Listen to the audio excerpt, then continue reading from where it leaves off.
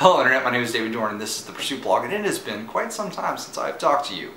Well, since our last little discussion on video, I have moved to Texas. I've become a pastor at a very large church, an associate pastor, and things are going really well. It is nice to be finally finished with school. You know, that kind of thing that's over your head all of the time of things that you have to do. So in my new church, we have done a sermon series over the summer called Ask Me Anything, and we, me and the other pastor at this one campus, we take questions live on stage we haven't seen before. And the other day we got a question about aliens, so I wanted to share the answer with you. The question was this: if we discovered other life on other planets in the universe, would that change the way that we view God or Jesus? And I would have to say no, not at all. I love this question. I like thinking about these other things.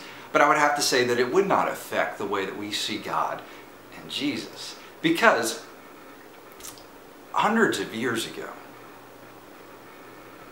I got all serious there for a second. Hundreds of years ago, we used to see ourselves, the Earth, as the center of the universe. And then we realized we're not only are we not the center of the universe, we're not even the center of our own solar system. So it would be very egocentric for us to think that God has just placed life on this one little speck in this ever-expanding universe, because it is constantly expanding, is what science tells us. The universe is constantly pushing out into nothingness. One of the other pastors, he said that God loves life too much to hoard it in one place. And I like that. I like this idea. God loves life. God loves giving life and making new life. So why would we think that he would just put it in this one little place? Now, with life comes free will. So, you know, if there are other beings out there, it would strike me that they would also have made the same decisions we have to some extent. So if there's free will, there is opportunity for sin, and with sin comes a need for redemption. So I would imagine that if there is life out there, that they will have known something about Jesus too. Because Jesus would have had to come and visit them. I like in the Chronicles of Narnia series, I don't remember which book it's in. Note to self, look this up in the editing process. In the Chronicles of Narnia, Aslan represents Jesus, and he looks at the children in one of the books, and he tells them, he says, in your land, you'll need to get to know me by my other name. Basically, C.S. Lewis, the author of the book, he was a great Christian philosopher and theologian and writer and all of these things. He's making a point that, you know, Jesus would have visited them in Narnia, and he was known in Narnia by a different name.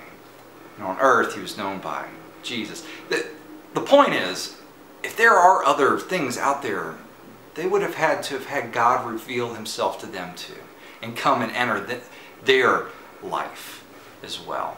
Now, the Bible doesn't talk about this, so this is all just speculation, but what the Bible does say in Revelation, it describes these beings in heaven. Now, this may be a metaphor, or it could be the fact that there are going to be other things that we are unaware of that are in heaven. I think when you and I get there, we're going to be very surprised by what we see. We're going to be surprised with who is there. I mean, we may even be surprised with who is not there. But I think it's going to be awesome. So no, if we discover life on other planets, don't let that wreck your faith. I had a Christian scientist, she was an astronomer, and she told me, we were having a conversation, she told me, she said, be prepared. In our generation, we're going to find something out there. We need to make sure that our faith is not built in such a way that if we find something that is outside of what we know, that our faith just crumbles. Be open to the fact that God, he likes life, and he likes making life. So why not? So with the fact that I'm working almost 50 hours a week being a pastor, which I absolutely love my job, it is an amazing thing to wake up in the morning and be excited about going into work. But I'd like to still be able to incorporate, you know, video in my life. It's been a part of my life for so long. So if you like me answering questions like this, leave a comment down below. Tell me what you think. Thumbs up, you know the deal. I hope to see you again soon. God bless.